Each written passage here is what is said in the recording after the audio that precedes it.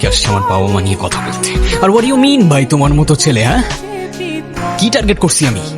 আপনার টাকা? অবভিয়াসলি। আপনার হয়তো আমার ব্যাকগ্রাউন্ড সম্পর্কে ধারণা নেই স্যার।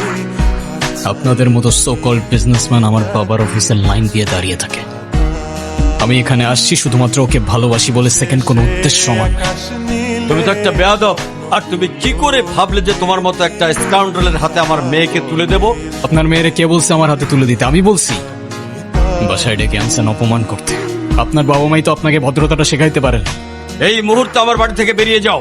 Get out! আপনি যদি মনে করেন আপনি চিৎকার করে আমাকে দমায় রাখতে পারবেন, then I can make more noise.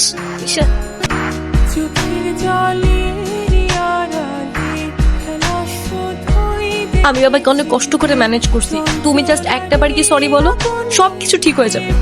আরে আমি সরি বলবো না ভাই। ঈশান, আমি যদি আজকে এখান থেকে চলে যাই, হয়তো আর